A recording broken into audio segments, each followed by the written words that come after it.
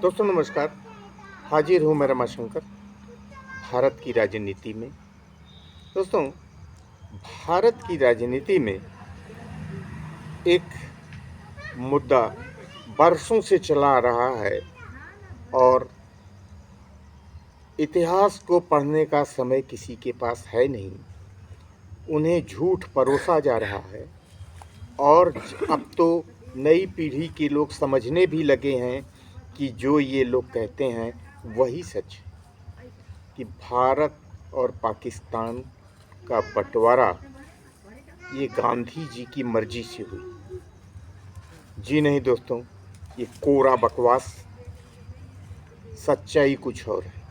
इतिहास को जानना होगा उसके लिए, जिस इतिहास को भाजपा और आरएसएस मिटाने पर तुली हुई है।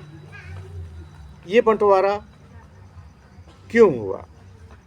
ये बंटवारा इसलिए हुआ कि अंग्रेजों के पिट्ठू जो अंग्रेजों के लिए मुखबिरी किया करते थे,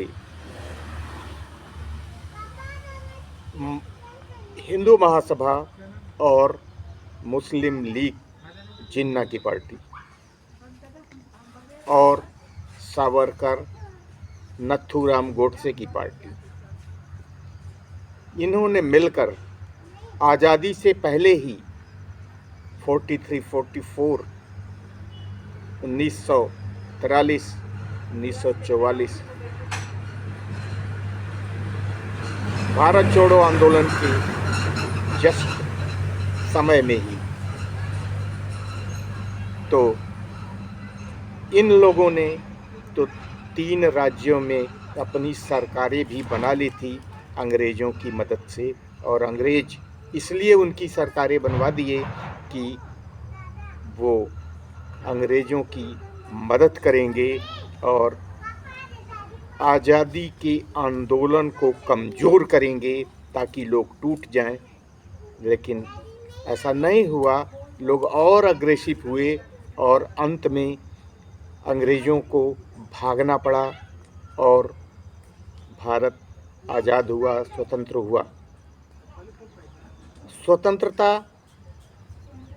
इनकी पहले से ही आपसी पैठ थी, मुस्लिम लीग और हिंदू महासभा की, कि आप हिंदू राष्ट्र की मांग करो और हम अपना मुस्लिम राष्ट्र की मांग करें और एक राष्ट्र हमारा हो, एक राष्ट्र आपका हो।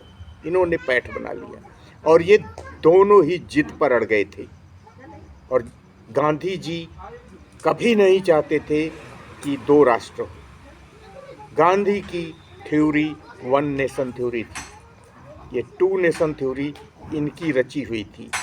और आपसी पैठ बनाकर एक दूसरे के विपरीत खड़े होकर और मार काट शुरू करवा दिया।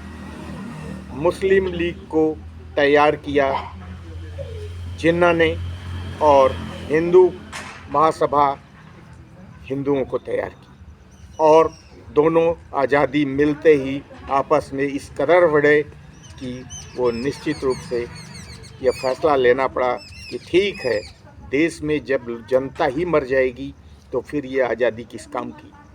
और इसके चलते 2 राज्य 2 राष्ट्र बनाए गए और भ्रामक प्रचार किया जाता है कि ये गांधी ने किया बंटवारा।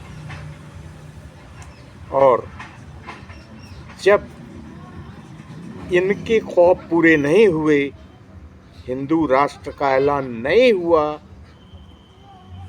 तो नथुराम गोडसे, उसका भाई गोपाल गोडसे, आप्टे और करखरे जैसे लोग एक साथ सावरकर से मिलने के बाद निकले और प्रार्थना सभा में जाकर नाथूराम गोडसे ने गांधी जी के ऊपर गोलियां चला दी और गांधी जी के मुख से लास्ट में निकला हे राम। दोस्तों, ये हे राम को याद कीजिए और खुद के बारे में सोचिए। जय हिंद, जय भारत, नमस्कार।